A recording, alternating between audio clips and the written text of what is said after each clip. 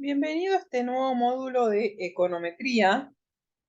En esta ocasión vamos a estudiar la primera parte de heterocedasticidad.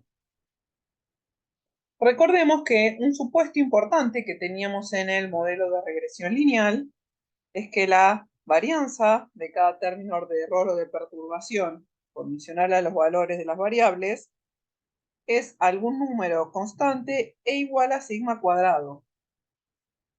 Vemos entonces en la gráfica que la varianza entre las perturbaciones que se dan son iguales. De esa forma escribimos como el valor esperado de los UI al cuadrado igual sigma cuadrado para i desde 1 hasta n. En contraste, vamos a ver que si la varianza condicional de los i cambia a medida que se va modificando x, las varianzas no son las mismas. Por lo tanto, vamos a ver que hay heterocedasticidad. Vemos la gráfica, la segunda gráfica, donde tenemos distintos grados de varianzas y lo escribimos como el valor esperado de los UI al cuadrado es el sigma cuadrado de i. Vemos que a diferencia del anterior tiene un subíndice i que indica que las varianzas condicionales de las perturbaciones del error, es decir, las varianzas condicionales de i, ya no son constantes.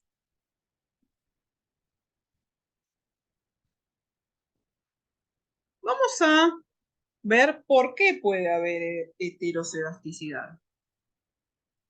En primer lugar, con base en los modelos de aprendizaje de errores, va a pasar que en la medida que la gente aprende, va disminuyendo los errores de su comportamiento. Por otra parte, si volvemos a pensar nuestro modelo de ingreso y consumo, en la medida que el ingreso sea mayor, la gente tiene una mayor discrecionalidad en el uso del ingreso, por lo tanto, va a ser probable que la varianza, este sigma cuadrado de i, aumente con el ingreso. Otra opción es que a medida que mejoran las técnicas de recolección de datos, es probable que esta varianza se reduzca. Y también tenemos que surge por la presencia de datos atípicos. La inclusión o exclusión de estos puede alterar los resultados del análisis de regresión.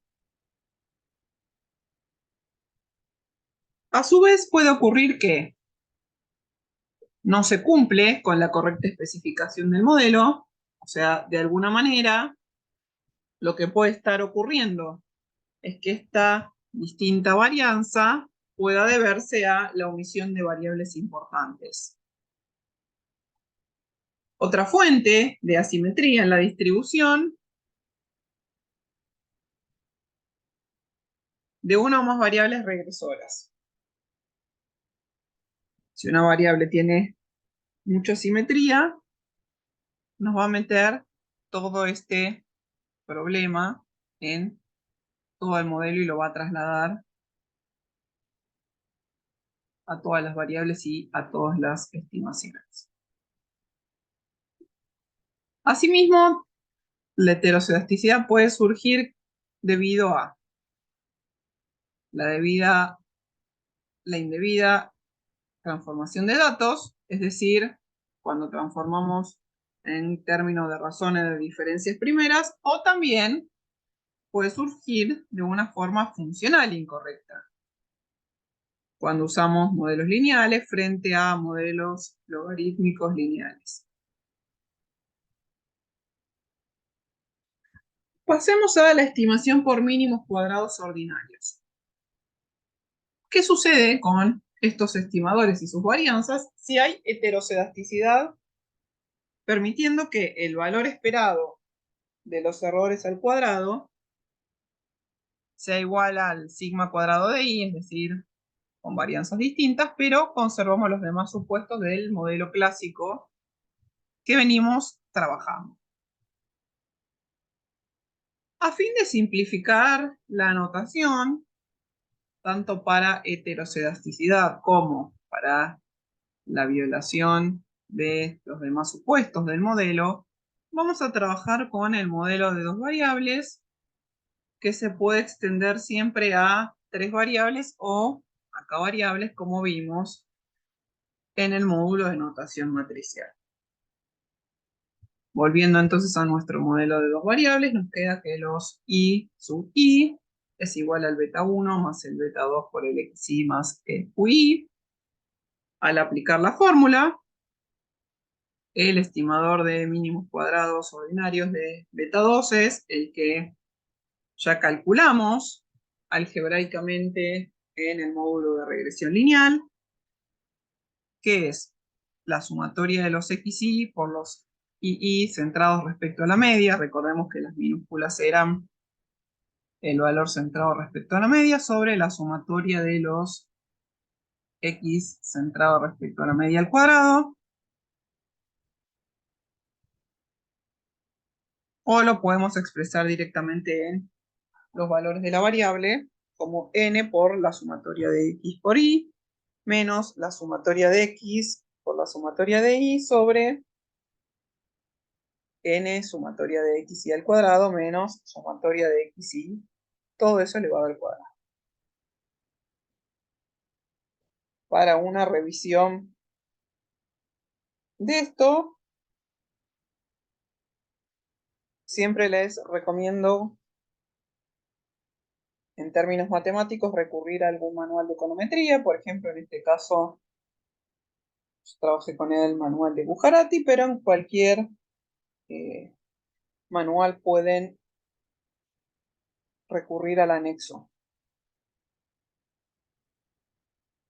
Sin embargo, la varianza de este beta 2 va a modificarse y va a estar dada por la expresión que va a ser la sumatoria de los xy al cuadrado centrada respecto de la media por sigma cuadrado de i sobre la sumatoria de los xy al cuadrado centrado respecto de la media al cuadrado elevado al cuadrado.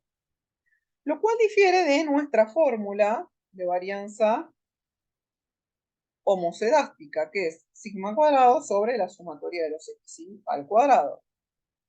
Vemos entonces que en el numerador tenemos los xy al cuadrado y las varianzas heterocedásticas, y que además en el denominador tenemos un cuadrado más.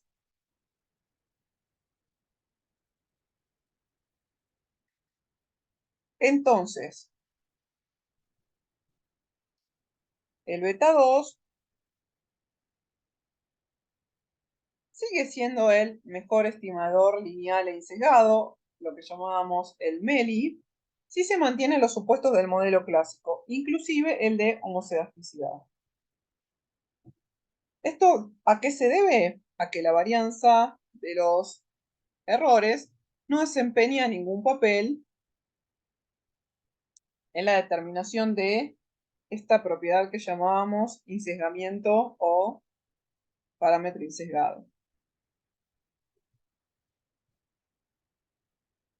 En el supuesto de que beta 2 continúe siendo lineal e insesgado y consistente, nos tenemos que preguntar si es eficiente o el mejor y si tendrá varianza mínima en la clase de estimadores lineales insesgados.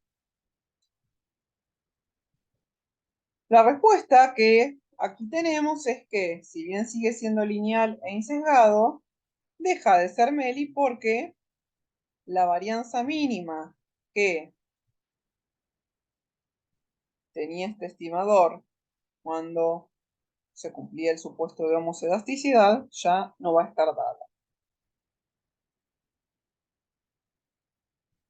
De esta forma, pasamos a el método de mínimos cuadrados generalizados, el cual toma en cuenta la información de variabilidad desigual de la variable dependiente y lo que nos va a permitir obtener estimadores que son MELI para casos de heterocedasticidad. Partimos nuevamente de nuestro modelo original, y igual beta 1 más beta 2x más UI. Lo vamos a reescribir como manteniendo lo que teníamos anteriormente, pero el beta 1 va a estar multiplicado por x0i. x0i es igual a 1 para cada variable i, pero le vamos a dar un valor para poder estimar este método de mínimos cuadrados generalizados.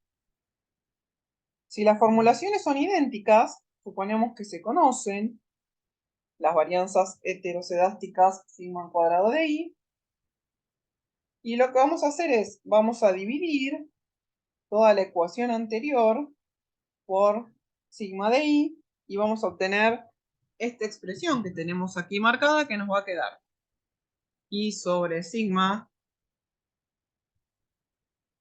es igual a beta 1 por x0 sobre sigma más beta 2 por x sobre sigma más u sobre sigma. O sea, lo que vamos a ver entonces es que lo normalizamos respecto del error estándar. De esta forma, vamos a reescribirla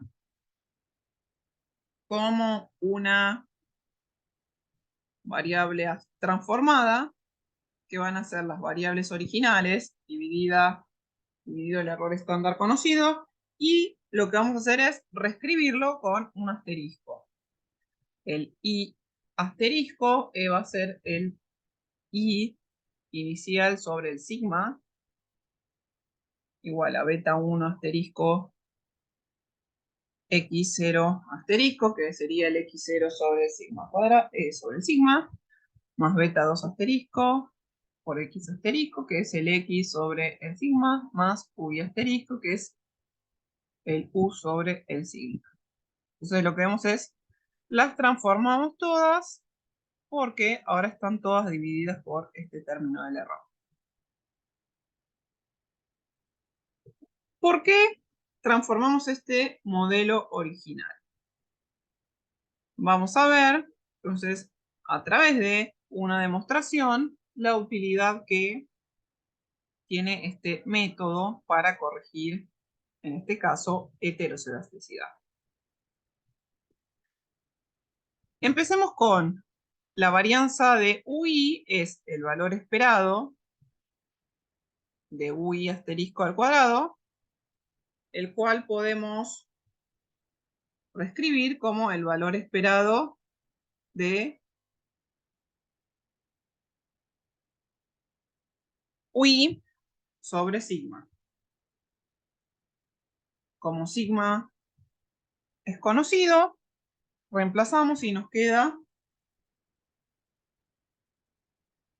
1 sobre sigma cuadrado de i, es el valor esperado del término del error al cuadrado.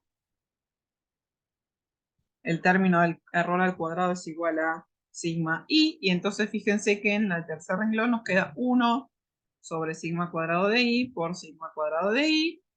De esta forma nos queda que la varianza es 1 y es una varianza constante. De esta forma, la varianza del término de perturbación transformado UI asterisco va a ser homocedástica.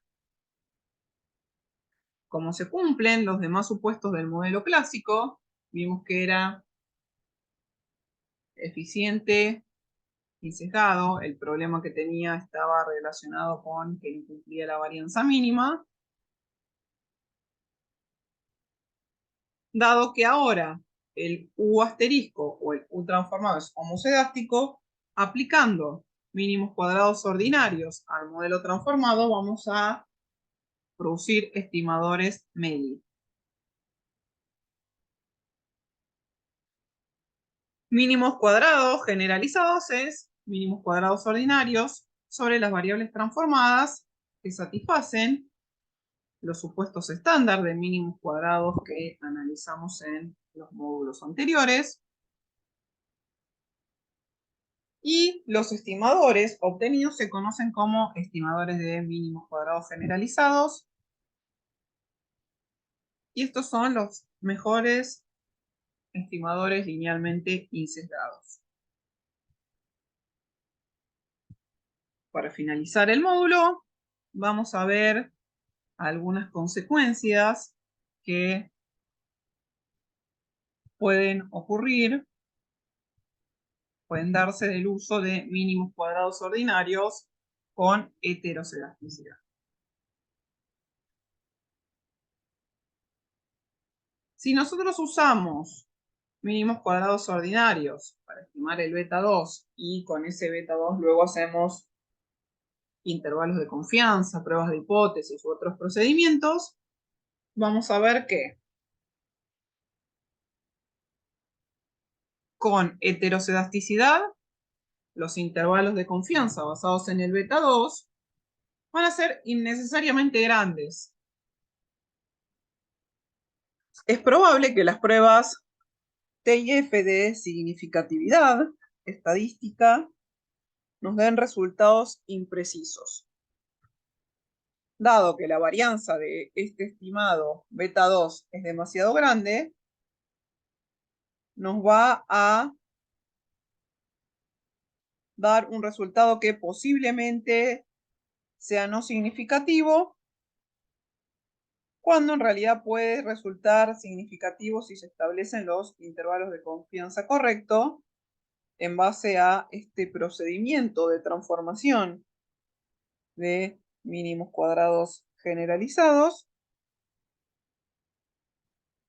y sin tener en cuenta la heterocedasticidad, es decir, sin realizar ninguna corrección, la situación se va a volver más grave aún si se sigue utilizando la fórmula habitual de la varianza homocedástica, aunque exista heterocedasticidad o se sospeche de su existencia. El problema que tenemos aquí es que ya no podemos depender de los intervalos de confianza ni de las pruebas T y F tradicionales para ver la significatividad de las estimaciones, ya que estas pruebas tradicionales,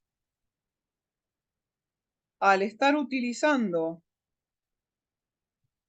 una variable, un valor equivocado, un valor no representativo de la muestra, nos va a dar conclusiones o inferencias que no sean correctas. De esta manera, finalizamos con esta primera parte de heterocedasticidad. Espero que haya sido de utilidad y nos vemos en la próxima. Muchas gracias.